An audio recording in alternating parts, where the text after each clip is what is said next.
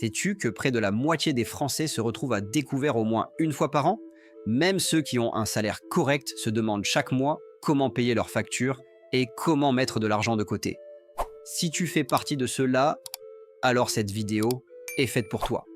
Bienvenue sur Intérêt Composé. Ici, on parle d'argent, d'investissement et de liberté financière, sans jargon, sans promesses miracles. Aujourd'hui, je vais te montrer ma routine complète de gestion de paie, étape par étape, pour que tu puisses savoir exactement où part ton argent, épargner sans te priver, investir intelligemment pour ton avenir et surtout, sortir de la vie au jour le jour. Reste bien jusqu'au bout parce que je vais te partager un petit secret qui peut multiplier tes économies sans que tu travailles plus. Première étape, comprendre tes dépenses essentielles. Avant même de pouvoir économiser, investir ou penser à devenir libre financièrement, tu dois commencer par une chose simple, mais que presque personne ne fait vraiment, connaître exactement le coût de ta vie. Parce que tant que tu ne sais pas combien il te faut pour vivre chaque mois, tu ne pourras jamais maîtriser ton argent. Alors voilà comment tu fais. Note toutes tes dépenses essentielles. Tu prends un papier, ton téléphone ou ton ordi et tu listes ton loyer ou ton crédit immobilier, ton transport, abonnement, essence, assurance auto, ta nourriture, tes assurances obligatoires, tes factures, électricité, eau, internet, téléphone, ta santé, mutuelle, médicaments, consultation, tes impôts ou avances d'impôts. Bref, tout ce qui revient chaque mois sans exception. Ce sont tes coûts de survie. Si tu arrêtais tout le reste, c'est ce que tu devrais payer pour simplement continuer à vivre. Tu vas être surpris.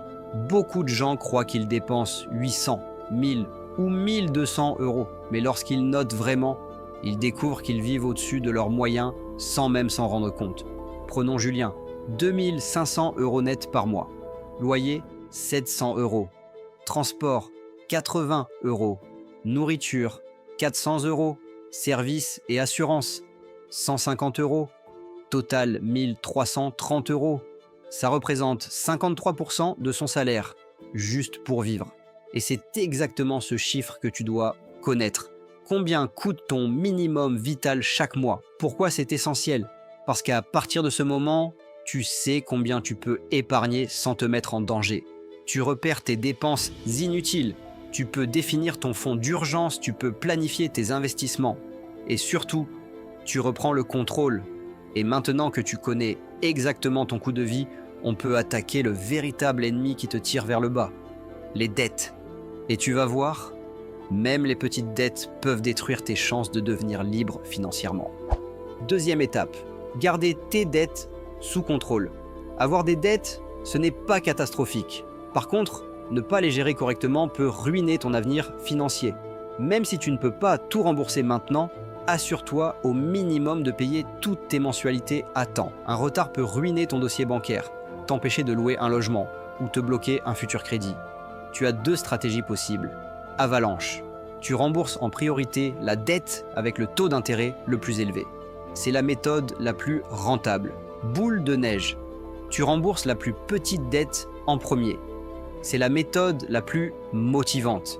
Et maintenant que tes dettes sont sous contrôle, on passe à ta vraie sécurité financière, ton fonds d'urgence. C'est ce qui va te protéger quand la vie frappe. Troisième étape, construire ton fonds d'urgence. Tu te souviens, dans une vidéo précédente, je t'expliquais pourquoi c'est tellement important d'épargner 10 000 euros. Eh bien, c'est ce fameux fonds d'urgence, c'est ta bouée de sauvetage. Il doit couvrir 3 à 6 mois de tes dépenses essentielles. Pour Julien, qui dépense 1 280 euros par mois, ça représente entre 3 840 euros et 7 680 euros. Les meilleurs endroits pour le placer sont le livret A, c'est un produit d'épargne réglementé en France, offert par toutes les banques françaises. Il te génère approximativement 2% par an et est plafonné à 20 000 euros. LDDS, similaire au livret A, mêmes intérêts, plafonné à 12 000 euros. Compte d'épargne rémunéré. C'est un compte proposé par les banques qui rémunère ton argent avec un taux fixé par la banque entre 1 et 2%. Il n'est généralement pas plafonné. Mais attention, ne touche jamais à cet argent, sauf en cas d'urgence. Maintenant que tu es protégé, il est temps de faire travailler ton argent pour toi. Et ça commence avec la retraite. Tu vas voir, c'est bien plus simple que ce que tu crois. Quatrième étape, investir pour ta retraite. Beaucoup de Français pensent à la retraite trop tard. Pourtant, même de petites sommes régulières peuvent te créer un capital énorme. En France, tu as principalement le PER, plan épargne retraite, est un placement qui te permet d'économiser pour ta retraite tout en bénéficiant de réductions d'impôts. L'argent est bloqué jusqu'à la retraite, sauf exception, achat de résidence principale ou situation particulière. Assurance vie, c'est un placement flexible qui te permet d'épargner et d'investir dans un même contrat, avec la possibilité de retirer ton argent quand tu veux. C'est l'un des placements les plus avantageux fiscalement en France, surtout après 8 ans. L'objectif idéal, 10% de ton revenu chaque mois. Même 100 € par mois peuvent devenir des dizaines de milliers d'euros dans 20 ou 30 ans. Mais avant d'investir à long terme, il reste un point crucial. Éliminer tes dettes restantes pour libérer encore plus d'argent à investir. Mais avant de continuer, si tu trouves la vidéo intéressante, laisse un like, abonne-toi à la chaîne et active la cloche pour ne rien manquer. Continuons avec la 5e étape. Rembourser tes autres dettes intelligemment. Une fois que tu as payé tes mensualités obligatoires et que ton fonds d'urgence est en place, c'est le moment de t'attaquer aux autres dettes. Les mauvaises dettes, prêts perso, découverts, petits crédits, tu peux utiliser comme on l'a vu tout à l'heure, l'avalanche ou la boule de neige. Et une fois que ces dettes disparaissent, tu vas libérer une tonne d'argent pour investir plus. Et c'est là que ta liberté financière s'accélère vraiment.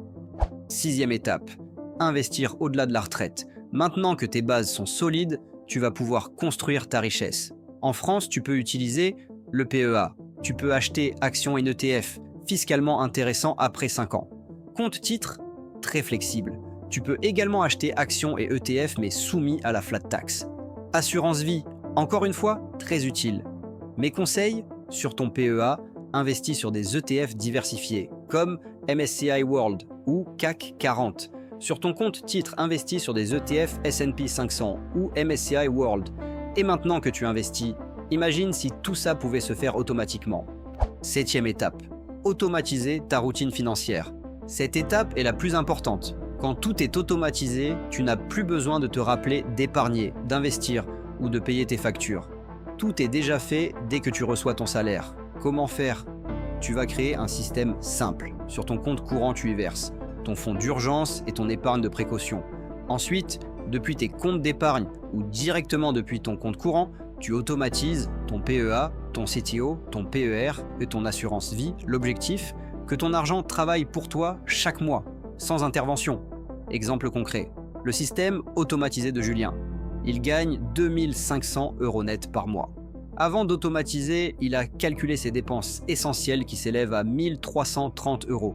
Il reste donc 1170 € à organiser intelligemment. Maintenant, voici comment Julien met tout en pilotage automatique. Chaque début de mois, il dépose sur son compte courant 1330 €. Sur son livret A, 250 € pour former son matelas de sécurité.